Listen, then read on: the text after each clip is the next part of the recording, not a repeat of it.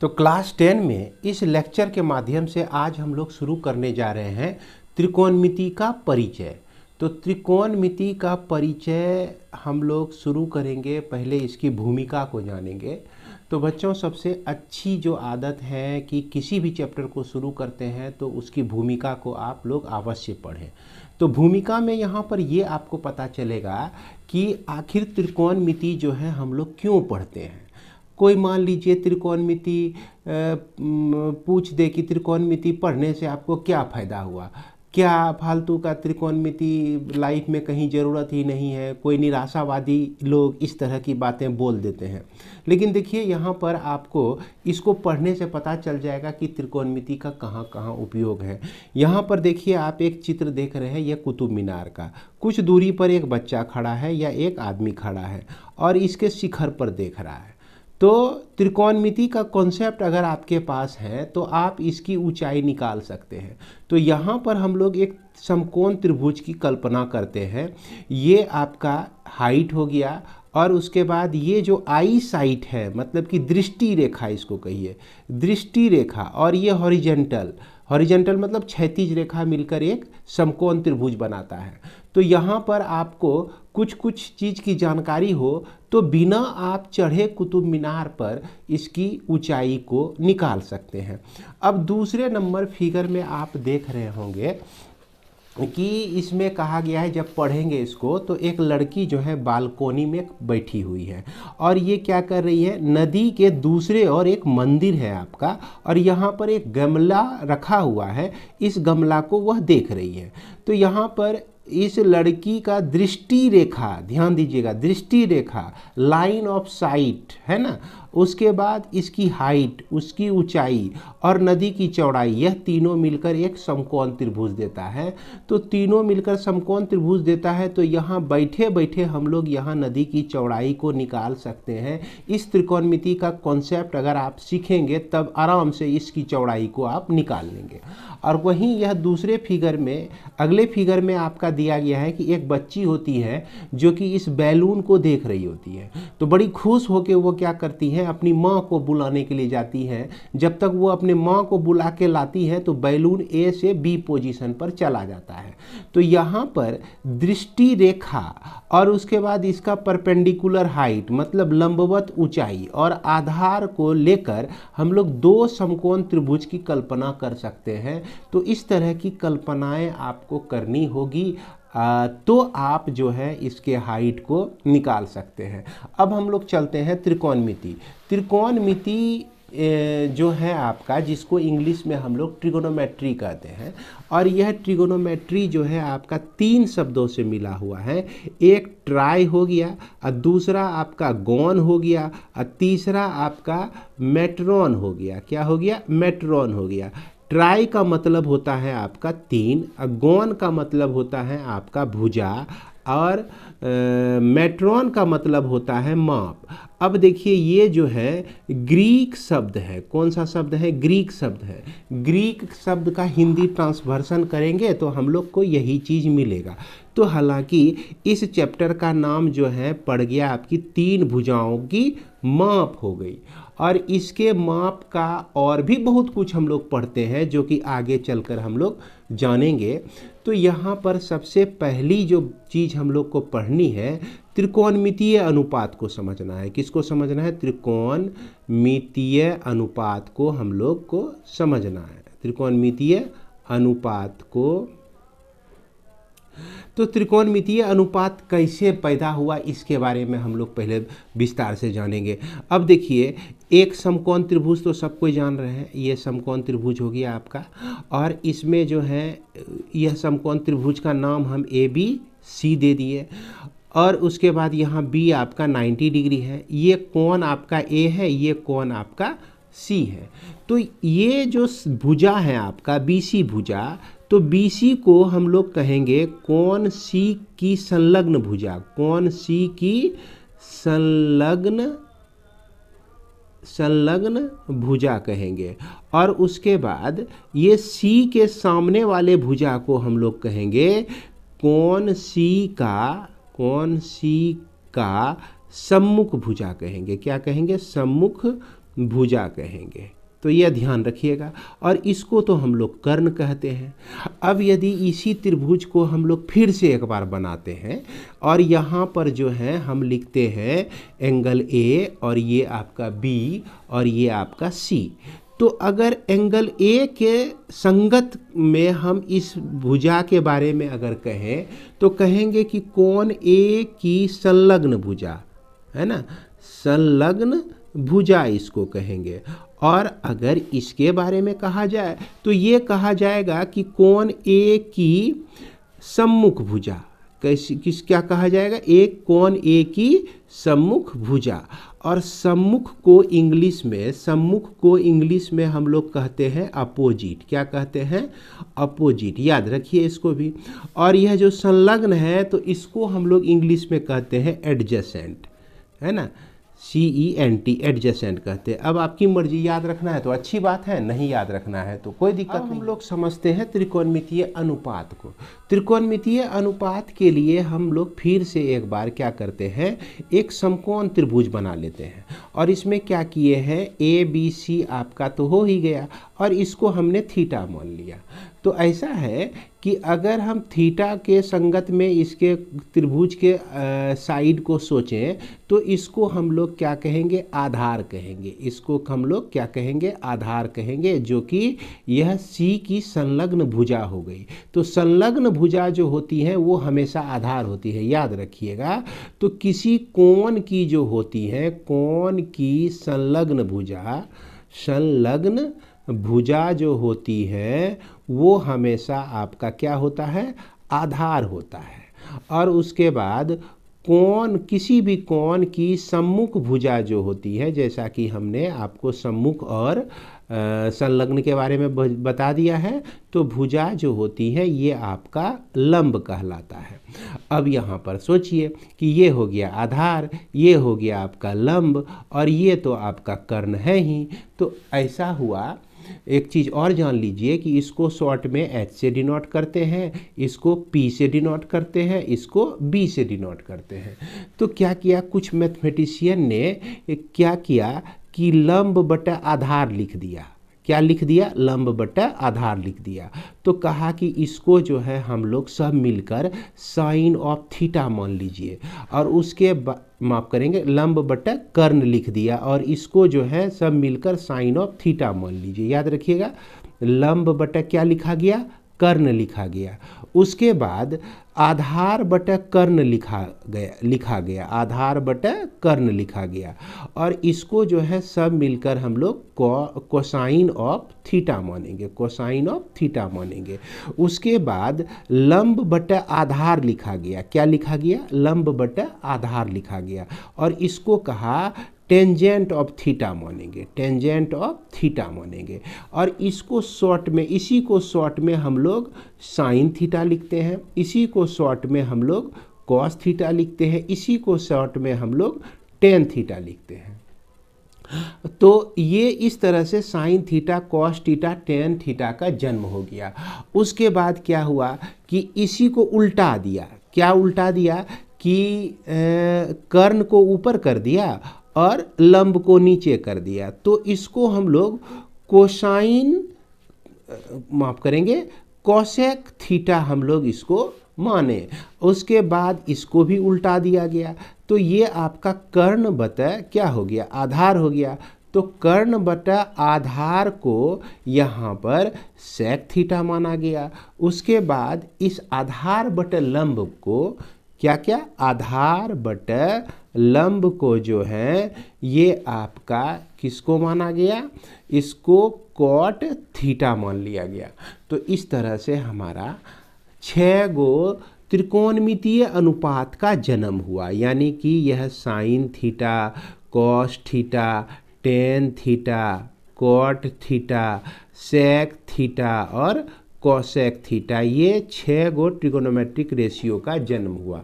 अब इसका जब जन्म हो गया तो ये बड़ा होगा ना धीरे धीरे। अब बड़ा होगा तो हम लोग के लिए टेंशन बनता चला जाएगा। तो यहाँ पर एक चीज़ ध्यान रखना है आपको, देखिए इसकी हमको ज़रूरत पड़ेगी।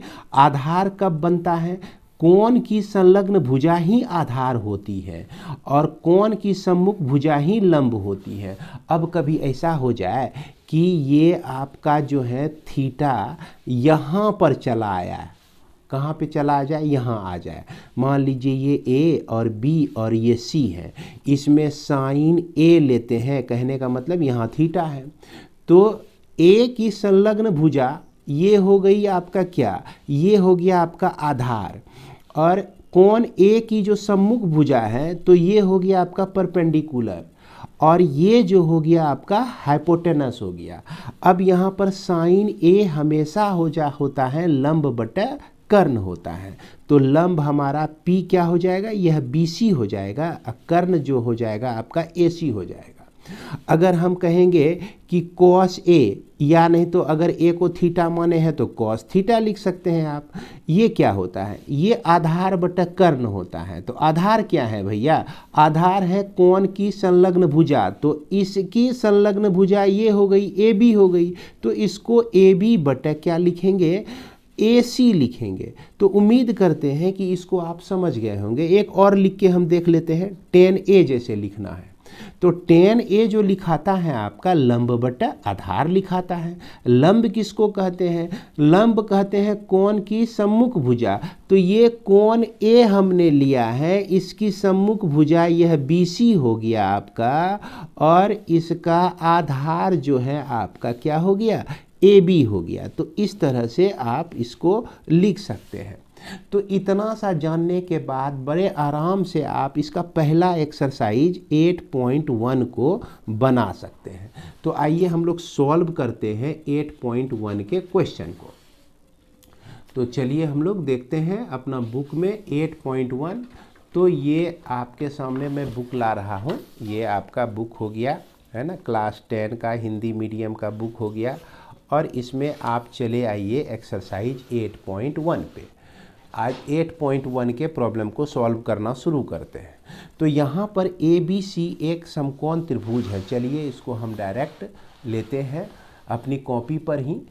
तो यहाँ पर कहा कि ABC, बुक आप अपने पास में रखें तो अच्छी बात है। ABC एक समकोण त्रिभुज है जिसमें AB जो है 24 सेंटीमीटर, अब BC जो है आपका 7 सेंटीमीटर दिया गया है।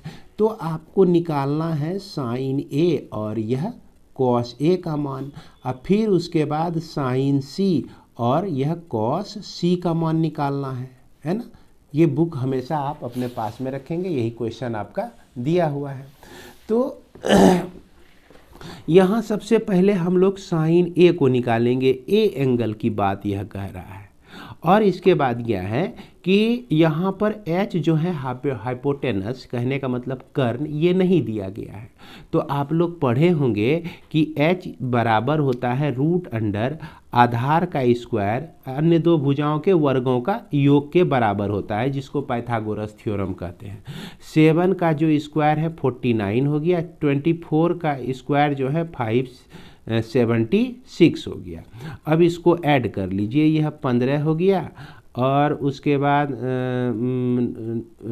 यह 2 हो जाएगा, यह 6 हो जाएगा। 625 आपका यहाँ वैल्यू आ जाएगा। 625 का वर्गमूल जो होता है 25 होता है, यानी कि यह 25 आपका निकल गया। तो साइन A जो होता है इस एंगल को ले रहे हैं, तो ये जो होता है आपका P/H होता है।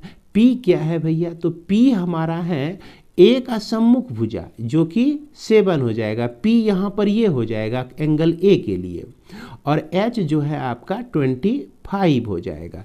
इसके बाद आपको निकालना है cos A। cos A बराबर B/H होता है।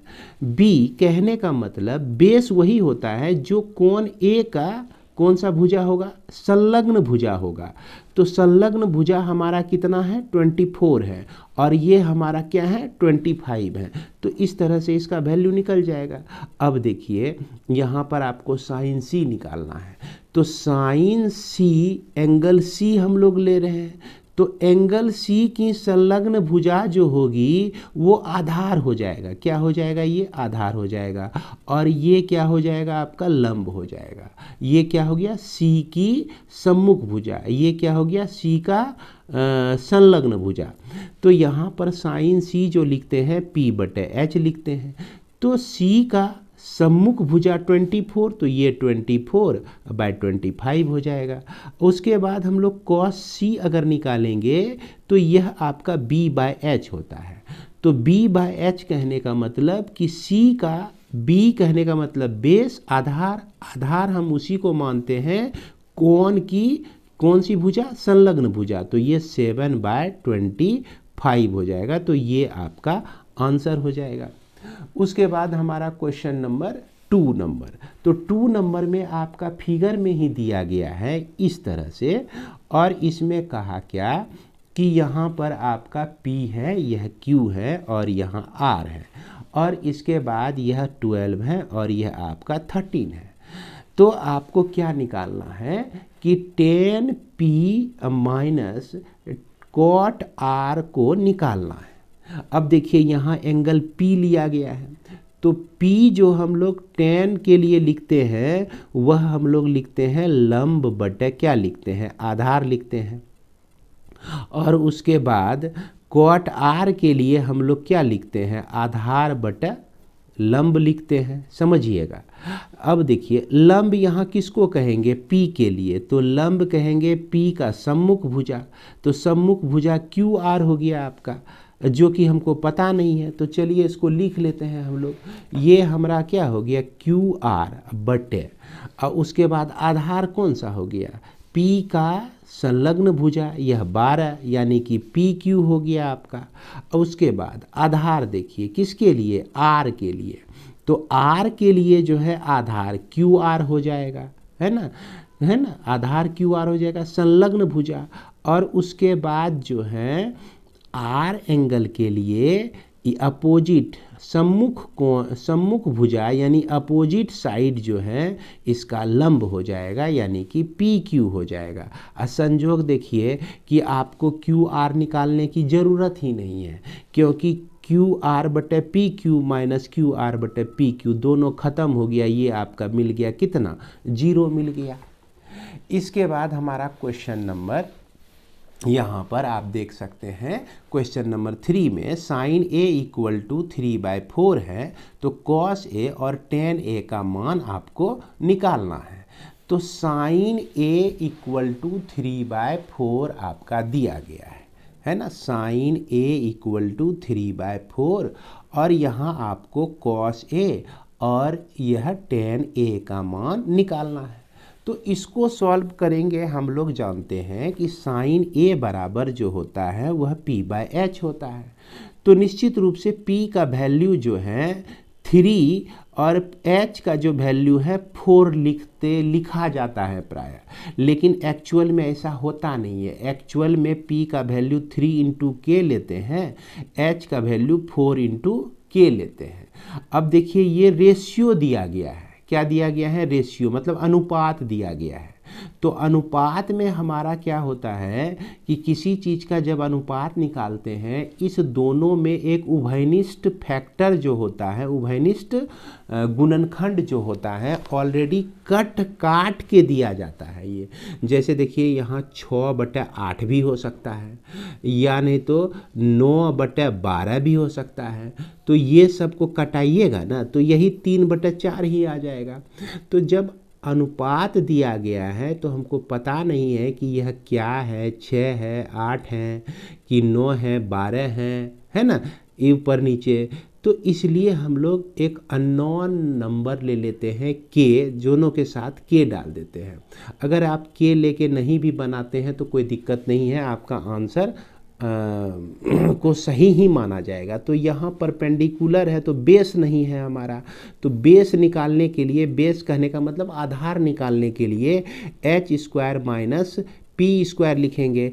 h² यानी 4k का स्क्वायर माइनस 3k का स्क्वायर लिखेंगे। और यहाँ पर देखिए 4 चौके 16 माइनस 9, और यहाँ पर k का स्क्वायर 16 माइनस 9 करते हैं तो आपका कितना आता है, √7 आता है, और के स्क्वायर का वर्गमूल तो सिर्फ के हो गया, तो √7 के हो गया। अब कॉस ए आपको निकालना है, तो कॉस ए बराबर हम लोग जानते हैं आधार बटा कर्ण होता है, तो आधार हमारा √7 के निकला हुआ है, कर्ण जो है हमारा यहाँ 4 के दिया गया है। अब देखिए ये के कटिए जाएगा, तो ये √7/4 बच जाएगा आपका। अब tan a आपको निकालना है, तो tan a के लिए हम लोग क्या लिखते हैं, p/b लिखते हैं, और इसके बाद p का जो वैल्यू है हमारा, देखिए ये 3 के दिया हुआ है, और बेस का जो वैल्यू निकला हुआ है √7 के निकला हुआ है, तो के यहाँ पर कट गया, 3/√7 हो गया। इसके बाद हमारा क्वेश्चन नंबर 4, तो क्वेश्चन नंबर 4 में है ना, क्वेश्चन नंबर 4 को देखिए, ये क्या कह रहा है कि यदि 15 cot a बराबर 8 यानी 15 cot a इक्वल टू 8 हो तो साइन a और sec a का मान ज्ञात कीजिए।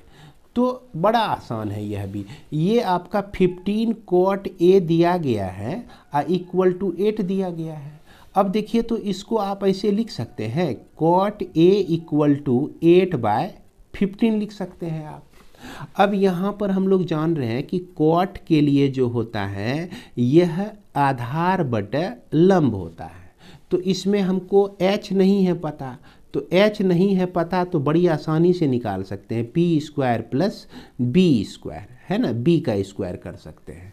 तो p का जो वैल्यू है आपका 15 का स्क्वायर प्लस 8 का स्क्वायर हो गया, 15 गुना 15 जो हो गया 225 हो गया, 8 आपका 64 हो गया, अब 5 4 9 हो गया आपका, 6 2 8 हो गया और 2 हो गया, ये स्क्वायर रूट ऑफ 289 आपका मिलता है। 289 का वर्गमूल जो होता है आपका 17 होता है। अब क्या निकालना है हमको, अब देखिए किताब में आप देखेंगे कि साइन ए और सेक ए का मान निकालना है, तो साइन ए बराबर जो होता है वो आपका p/h होता है, तो p का वैल्यू जो है हम यहाँ से ले लेंगे 15 और h का जो वैल्यू है 17 हो गया आपका। इसके बाद आपको सेक ए निकालना है, तो सेक ए के लिए क्या लिखते हैं हम लोग, कर्ण बटे आधार लिखते हैं, तो कर्ण हमारा कितना हो गया 17 हो गया और आधार हमारा कितना है 8 है, तो ये एगो आंसर हो गया आपका, ये आंसर हो गया। तो आंसर तक आप पहुंच ही जाते हैं अगर हम यहाँ पर के कंसीडर नहीं करते हैं तो भी। तो उम्मीद करते हैं कि यह क्वेश्चन नंबर 4 भी आप लोग समझ गए होंगे। इसके बाद हमारा क्वेश्चन नंबर 5, इसमें देखिए दिया गया है सेक थीटा इक्वल टू 13/12 हो तो अन्य सभी त्रिकोणमितीय अनुपात परिकलित कीजिए, यानी कि सेक थीटा को छोड़कर जो भी और 5 बच गए त्रिकोणमितीय अनुपात उसी सब का वैल्यू आपको निकालना है।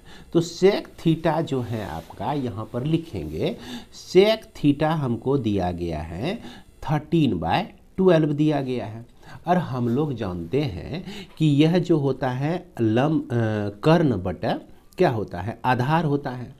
अब यहाँ पर हमको p पता नहीं है, तो p पता करने के लिए हम h² माइनस b का स्क्वायर लिख सकते हैं।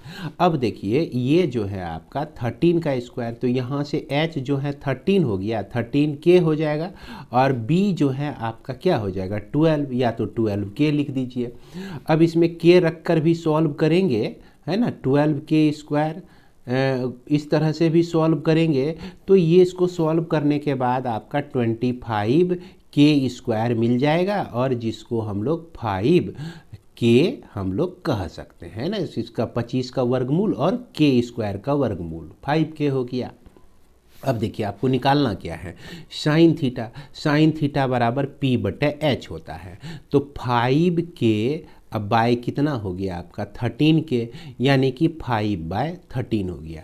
उसके बाद कॉस थीटा निकालना है, तो कॉस थीटा क्या होता है आपका b/h होता है, यानी कि इसको हम लोग क्या लिखेंगे, b का वैल्यू 12, अब बाय कितना हो जाएगा, ये फाइनली आपको 12/13 मिल जाएगा।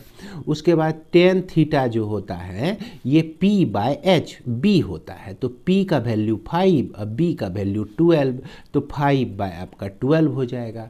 उसके बाद आपको निकालना है कॉट थीटा, तो कॉट थीटा जो होता है इसका उल्टा होता है 12/5 हो जाएगा। और सेक थीटा का वैल्यू तो दिया हुआ है ही। उसके बाद हमको निकाल लेना है कोसेक थीटा। कोसेक थीटा जो है साइन थीटा का रेसिप्रोकल होता है, व्युत्क्रम होता है। तो ये आपका क्या हो जाएगा 13/5 हो जाएगा। तो इस तरह से हम लोग सारा वैल्यू को निकाल सकते हैं।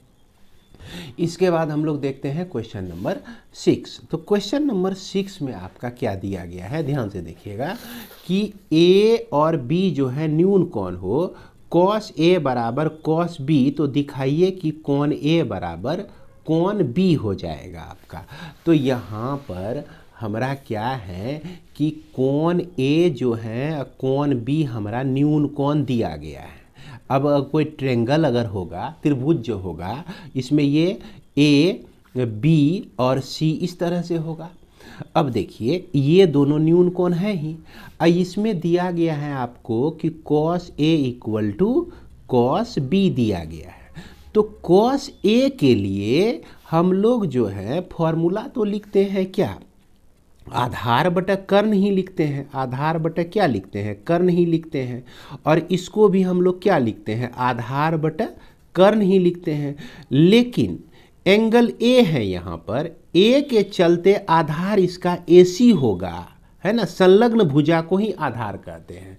तो AC बटा AB हो जाएगा। अब देखिए इस कोण B के लिए आधार जो होगा यह BC होगा। कौन सी होगा, BC होगा। कर्ण हमारा AB ही हो जाएगा। तो नीचे से AB कट गया, तो क्या मिला आपको कि AC बराबर BC मिल गया। अब याद कीजिए क्लास 9 में आप पढ़े होंगे कि बराबर भुजाओं की सम्मुख कोण जो होते हैं बराबर होते हैं। ये दोनों कैसा भुजा हो गया, बराबर। देखिए AC जो है BC के बराबर, यानी ये दोनों भुजा आपका क्या हो गया, बराबर हो गया। तो बराबर भुजाओं का सम्मुख कोण जो होता है वो भी आपस में बराबर होता है। तो इसलिए AC का सम्मुख कोण B हो गया और BC का सम्मुख कोण A हो गया। तो यानी कि एंगल A बराबर एंगल B हो गया। यही चीज़ हमको यहाँ पर प्रूव्ड करना था। इसके बाद हम लोग चलते हैं क्वेश्चन नंबर 7 में। तो 7 में क्या कहता है कि अगर कॉट थीटा बराबर 7/8 हो तो इस सब का वैल्यू निकालना है। देख लीजिए यही क्वेश्चन है आपका। तो यहाँ पर कॉट थीटा का मान जो है 7/8 है। कितना है, कॉट थीटा का मान 7/8 है। अब हम अगर टेन थीटा का मान निकालें तो कितना होगा भैया, यह 8/7 हो जाएगा। इसका व्युत्क्रम होता है। और इसमें जो है हमारा P परपेंडिकुलर और ये H B आपको दिया गया है। H हमको पता नहीं है, तो H को पता करने के लिए हम P² + B² लिख सकते हैं। यानी कि 8 का स्क्वायर यानी 7 का स्क्वायर 8 8 64 होता है और 7 7 49 होता है। और 64 जोड़ 49 ये 9 और 3 13 और उसके बाद 11 113 रूट के अंदर में ये आता है H का वैल्यू मिल गया।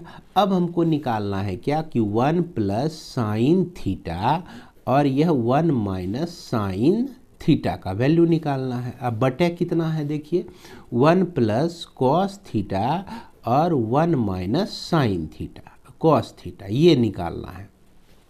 इसको हम लोग सॉल्व कर लेंगे। आप लोग पढ़े होंगे कि अगर A + B हो और A - B रहे तो इसको A² - B² लिखते हैं।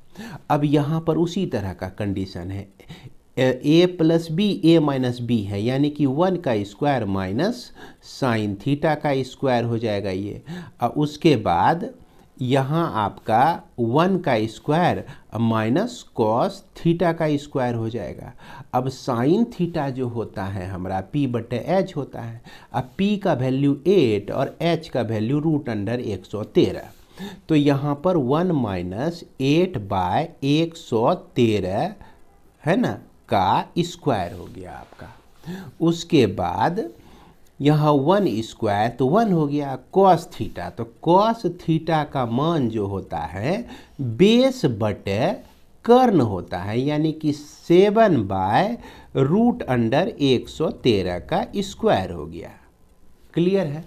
अब देखिए, अगर एलसीएम यहाँ पर स्क्वायरिंग कर देते हैं हम लोग, तो ये रूट से हट जाएगा, 113 हो जाएगा ये।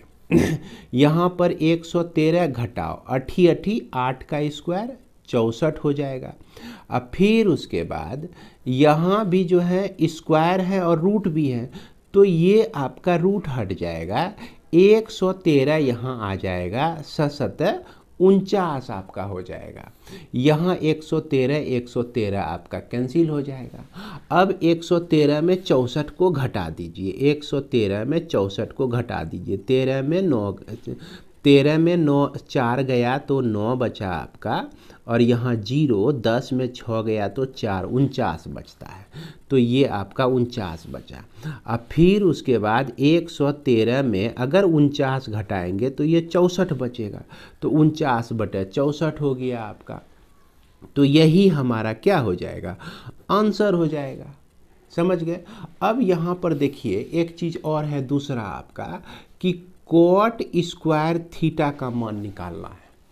तो एक चीज़ याद रखिएगा, यहाँ जो कॉट स्क्वायर थीटा इसको पढ़ते हैं, ये इसको जो है कॉट थीटा का होल स्क्वायर भी हम लिख सकते हैं। दोनों एक ही चीज़ है ना, दोनों को हम इसी को हम ऐसे लिखते हैं। और एक चीज़ ध्यान रखना है कि यहाँ पर थीटा पर भी स्क्वायर नहीं लगता है। तो अब कॉट थीटा को हम लोग क्या लिखते हैं, आधार बटे लंब। तो आधार बटे लंब कहने का मतलब यहाँ तो हमारा कॉट थीटा देले था, इसी का स्क्वायर हो गया, यानी कि 7/8 का ही क्या हो गया, स्क्वायर हो गया ये। तो 7/8 का स्क्वायर 49, अब 8 का स्क्वायर 64 हो गया, यानी कि यह भी आपका कितना आया, 49/64 आ गया। तो उम्मीद करते हैं कि आप लोग इसको बना लेंगे, समझ गए होंगे। अब इसके बाद क्वेश्चन नंबर 8। तो क्वेश्चन नंबर 8 में देखिए क्या कह रहा है, 3 cot A = 4। तो जांच कीजिए कि 1 - 10 square A by 1 + 10 square A = cos square A - sin square है या नहीं, इसकी जांच करना है। तो इसका जांच कर देते हैं हम लोग तुरंत। है क्या करेंगे, इसको कहेंगे कि तुम जो है cot A = 4/3 हो जाओ, हो गया ये। और हम लोग जानते हैं कि यह बेस बटे परपेंडिकुलर होता है, तो यहाँ हमको h नहीं है पता, तो h निकालने के लिए p का स्क्वायर प्लस b का स्क्वायर लिखेंगे, यानी कि यह आपका 3 का स्क्वायर प्लस यह 4 का स्क्वायर हो जाएगा। तो इस तरह का सॉल्व आप लोग बहुत किए होंगे। 3 × 9 जोड़ 16, तो यह 25 हो गया, और इसका वर्गमूल आपका कितना हो गया, 5 हो गया, तो 5 निकल गया। अब इसको कहते हैं कि चलो भैया तुम्हारा काम होगा। तो यहाँ पर 1 - 10 स्क्वायर A अब बटे 1 + 10 स्क्वायर A हम लोग लिख देंगे। अब बराबर यह cos square A minus sine square A लिख देंगे। अब देखिए यहाँ पर हम लोग चाहें तो LHS लेके इसको पहले दिखाएंगे, फिर इसको हम लोग दिखाएंगे, बराबर दिखाएंगे। तो यहाँ पर डायरेक्ट भी हम चल सकते हैं, जैसे ये 1 हो गया, और यहाँ 10A जो होता है आपका P/B होता है, इसका स्क्वायर हो गया। यहाँ क्या हो गया, P/B का स्क्वायर हो गया यहाँ पर। उसके बाद cos A के लिए हम लोग क्या लिख सकते हैं, B/H का होल स्क्वायर लिख सकते हैं। और साइन स्क्वायर A के लिए क्या लिख सकते हैं, P/H का होल स्क्वायर लिख सकते हैं। अब देखिए इसमें सारा वैल्यू रख दीजिए, यहाँ इम्प्लाइज दैट, इस तरह का नोटेशन डालिएगा, है ना। तो ये आपका 1 - P का मान कितना है, यही देखिए cot A है, तो यह 3/4 हो जाएगा, 3/4 का स्क्वायर और 1 - 3/4 का स्क्वायर हो गया, बराबर। अब B जो है आपका देखिए कितना है, 4 है, तो 4/5 का स्क्वायर हो गया, और यहाँ पर 3/5 का स्क्वायर हो गया। ठीक ना। सॉल्व करते जाते हैं इसको, तो ये 1 माइनस क्या हो गया आपका 9/16, यहाँ क्या हो गया 1 प्लस 9/16 हो गया। इसके बाद यहाँ 16/25 हो गया और यहाँ पर 9/25 हो गया। इसको आप सॉल्व कर दीजिएगा, 25 इसका एलसीएम हो गया और 16 माइनस 9, तो 16 माइनस 9 जब करेंगे तो 7/25 आ जाएगा ये आपका। अब यहाँ पर देखिए इक्वल टू हम लोग वह इसमें एलसीएम 16 हो गया आपका, यहाँ पर क्या हो जाएगा आपका 16 माइनस 9 हो जाएगा। ये सब तो सिंपल करने के लिए जानते ही होंगे। और यहाँ भी एलसीएम 16 हो गया, तो 16 प्लस 9 हो गया। यहाँ से 16 और 16 आपका कट जाएगा और इधर जो है 7/25 मिला हुआ है। अब यहाँ पर देखिए 16 में 9 घटाएंगे तो कितना मिलेगा 7 मिलेगा, और 16 में 9 जोड़ देंगे तो कितना मिलेगा 25 मिलेगा। और इधर भी हमको 7/25 मिला हुआ है ये है, तो इसका मतलब क्या हो गया कि यह वेरीफाइड हो गया है ना। इसको क्या लिख देंगे वेरीफाइड हो गया, ये आपका सही रिलेशन दिया गया है।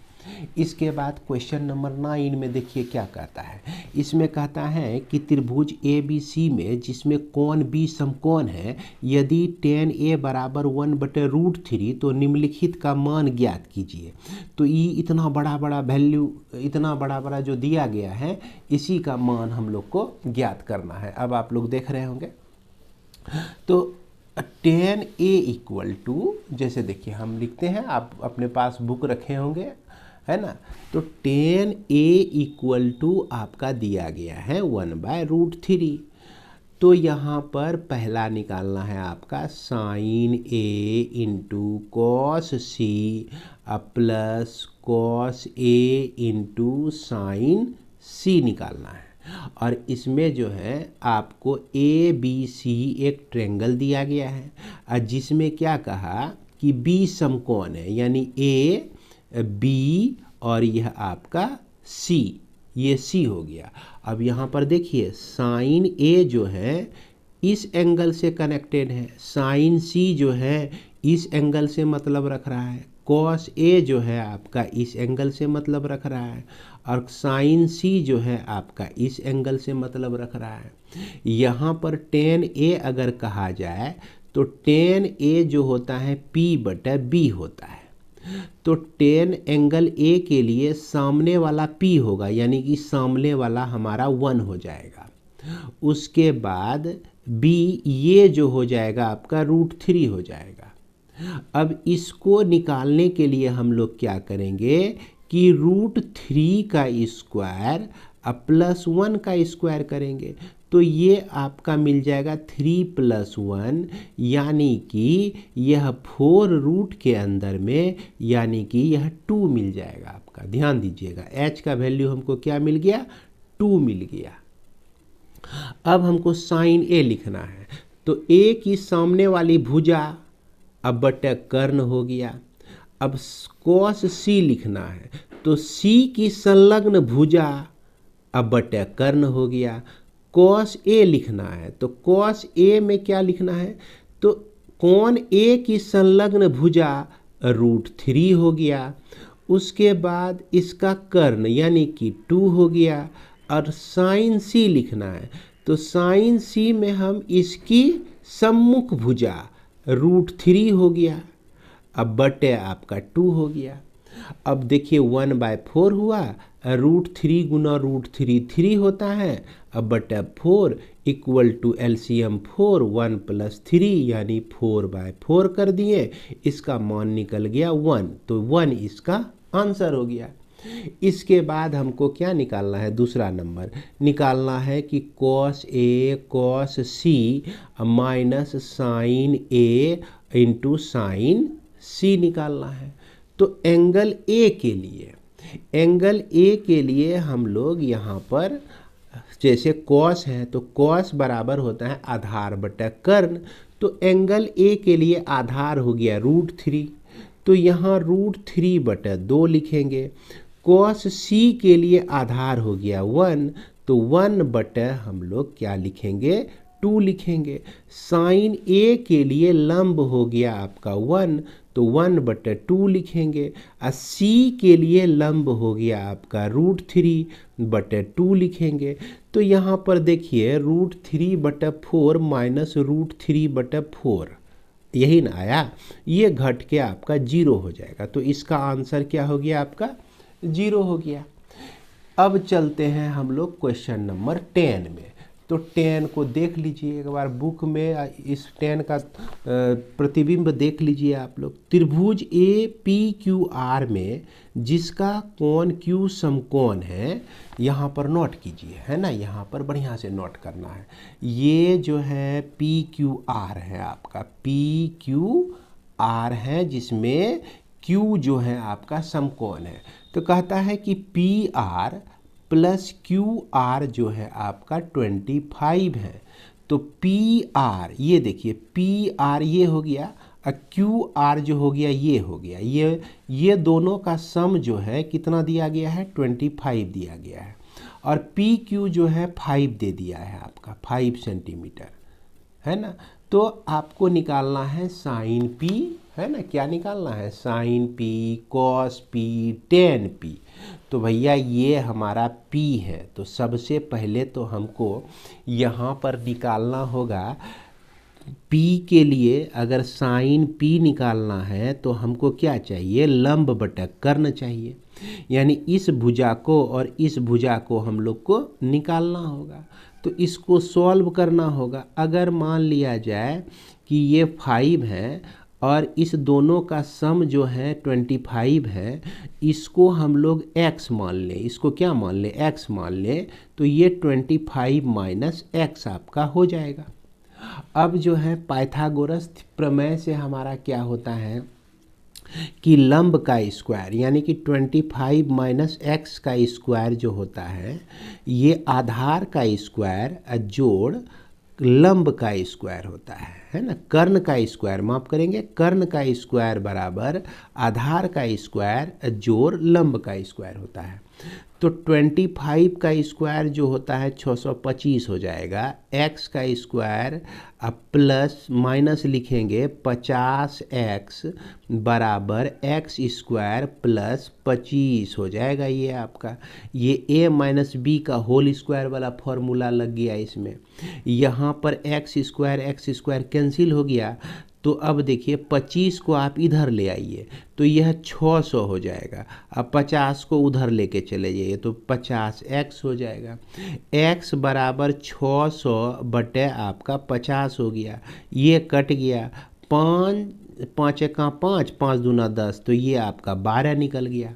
तो x का वैल्यू 12 निकल गया।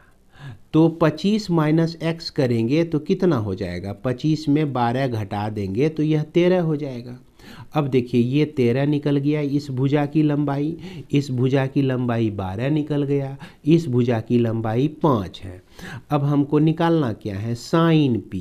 तो साइन P बराबर लंब बटा कर्ण। तो P का जो सम्मुख भुजा होगा वही हमारा लंब होगा, 12/13 लिख देंगे लंब बटा कर्ण।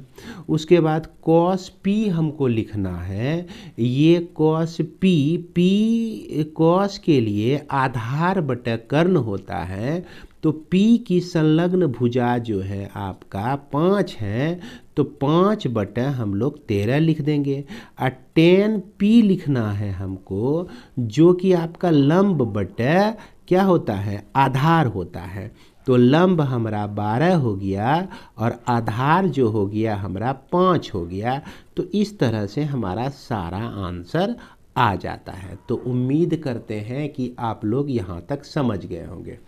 इसके बाद हम लोग चलते हैं क्वेश्चन नंबर 11 में। तो 11 को जो है आप लोग ध्यान से देखिए। 11 में आपका ऑब्जेक्टिव क्वेश्चन है। तो 11 में कहा गया कि tan a का मान सदैव 1 से कम होता है। तो भैया ऐसा कोई बात नहीं है कि tan a का मान सदैव 1 से कम होता है, ऐसा कोई चर्चा भी अभी तक नहीं हुआ है। तो इसीलिए यह बात जो है आपका असत्य है, नोट कर लीजिए, पहला नंबर असत्य है।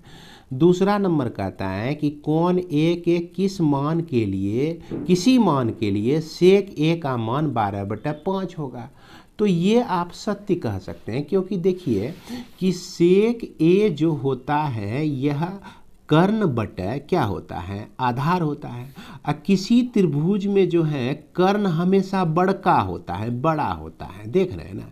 इसीलिए बड़ा वाला अगर ऊपर हो जाए, छोटा वाला नीचे हो जाए, तो इसको हम लोग सत्य कह सकते हैं। अगर ऐसा कोई दे दे कि सेक ए बराबर 10/12 है, तो ये हमको विश्वास नहीं होगा, समझ गए। नीचल का छोटा नहीं होना चाहिए।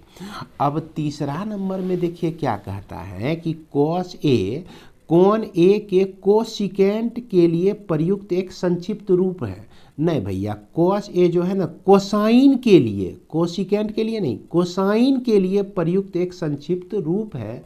तो ये भी असत्य हो गया आपका। अब कॉट और ए का गुणनफल होता है। तो यहाँ पर ध्यान दीजिएगा कि कॉट ए जो है, कॉट और ए दोनों अलग अलग चीज़ नहीं है, दोनों अलग अलग चीज़ नहीं है। अगर कोई कॉट लिख देता है और इसके साथ एंगल नहीं लिखता है, जैसे खाली कॉट लिख दिए, तो इसका कोई मीनिंग नहीं होता है, कोई मीनिंग नहीं होता है। और जैसे हम लोग साइन लिख दिए, खाली साइन लिख दिए, तो इसका कोई मीनिंग नहीं होता है। इसके साथ कुछ ना कुछ एंगल रहना ही चाहिए। ये जो होता है दोनों मिलकर एक है। इसीलिए साइन थीटा का जब स्क्वायर हम लोग लिखते हैं, तो हम लोग ऐसा कभी नहीं लिखते हैं साइन पर भी थीटा, स्क्वायर पर भी थीटा। और दोनों अलग अलग होता है तब ना दोनों पे अलग अलग हम स्क्वायर डालते हैं। तो इसीलिए ऐसा आप लोग नहीं लिख सकते हैं।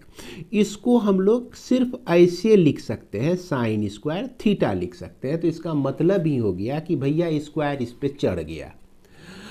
अब देखिए पांचवा नंबर क्या कहता है कि किसी भी कोण थीटा के लिए साइन थीटा बराबर 4/3। ई तो नहीं बचेगा, क्योंकि साइन थीटा में परपेंडिकुलर बाय एच होता है।